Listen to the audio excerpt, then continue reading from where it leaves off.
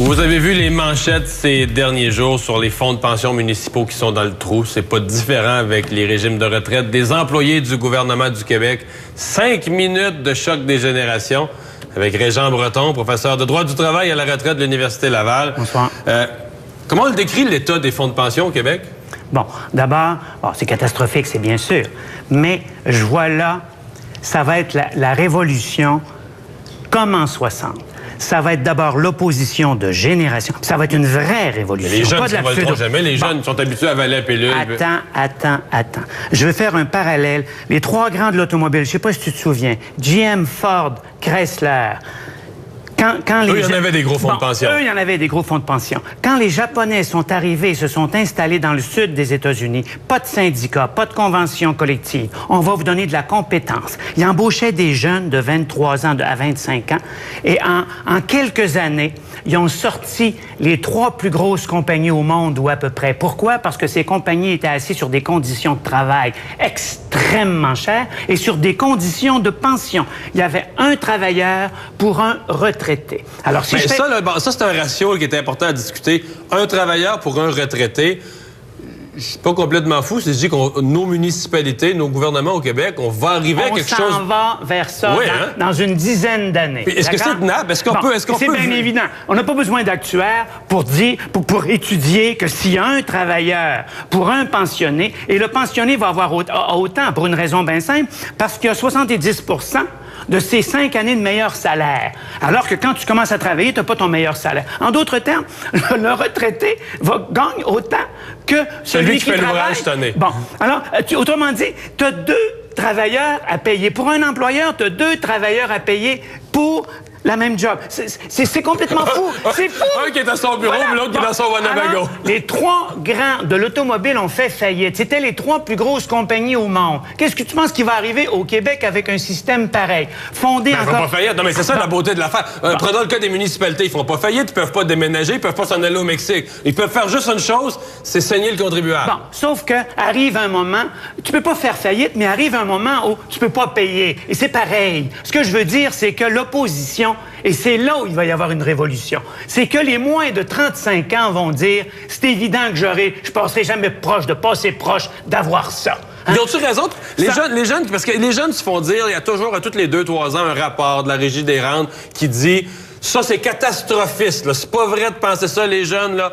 Tout est prévu, tout est calculé, puis tout le monde va en avoir plus tard de tous ces fonds de pension-là. D'abord, c'est pas vrai que tout est prévu, tout est calculé. La preuve, c'est qu'ils sont tous dans le trou, les fonds de pension. Même le fonds de pension des profs de l'Université Laval. Alors, moi, ce que je conseillerais aux jeunes, c'est de commencer à penser ils vont faire leur choix. Est-ce que je contribue ou pas? Ça, j'aimerais ça. Là, tu vas me dire, mais c'est illégal? Qu'est-ce que vous proposez là?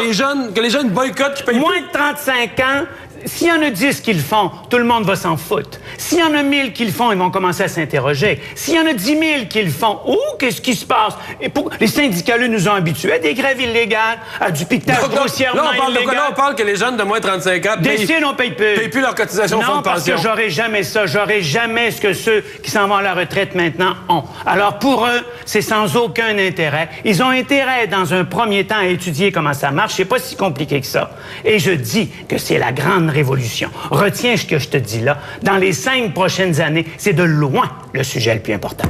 Oui, parce que là, je reviens à mon affaire.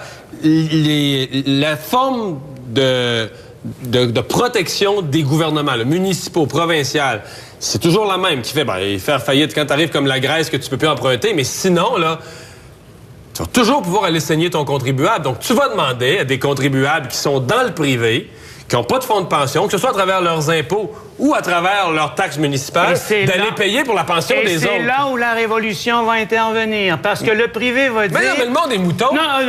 Non, quand c'est leur argent et qu'ils le voient très bien, très concrètement, le privé va dire, pourquoi je paierais des retraites 2 fois supérieures aux syndicaleux du public, moi, alors que j'en ai même pas la moitié? Les jeunes vont se dire, pourquoi je contribuerais à ça alors que je risque jamais de passer proche d'en avoir? Bon, mettons, le président de l'Union des municipalités du Québec, le maire de Rimouski, Éric Forêt, là, il capote. Là, il a le même genre de constat. Il dit, qu'est-ce qu'on fait avec ça? Il dit, moi, je peux pas aller taxer des gens là, pour aller payer les retraites des autres. Régent Breton conseillerait quoi aux maires du Québec en général qui sont pris avec des trous dans leurs fonds de pension municipaux? Ils font quoi? Bon. Ils réouvrent les conventions collectives? Ils rejouent dans les fonds? Bon, alors voilà.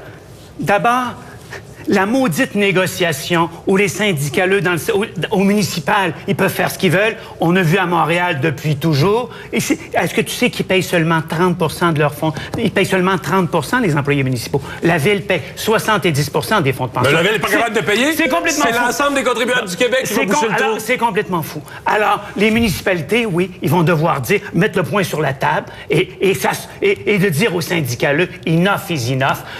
Pendant des années, ça a été les conditions de travail, vous avez imposé n'importe quoi, parce que maintenant, ils sont rendus aux conditions de pension. C'est dire le dynamisme du syndicalisme. Là, maintenant, ils sont à temps plein sur les conditions de pension. Les conditions de travail les intéressent plus du tout. Les boomers s'en vont. Alors, la seule chose qui les intéresse, c'est les conditions de pension. Eh bien là, les municipalités, bien sûr, le point sur la table, on n'est pas capable de payer, et ce ne sera pas le privé qui va payer pour vous autres. Parce que dans le municipal, c'est ce qu'il y a de pire. C'est le plus bel exemple. C'est carrément scandaleux d'un bout à l'autre. Pour que les municipalités puissent faire ça, il faut que le gouvernement du Québec les appuie. Et ça, c'est pas fait, merci. Il suffira d'un maire qui soit illégal pour une fois, comme les syndicaleux. Ah, OK. Merci, Jean, d'avoir été avec nous.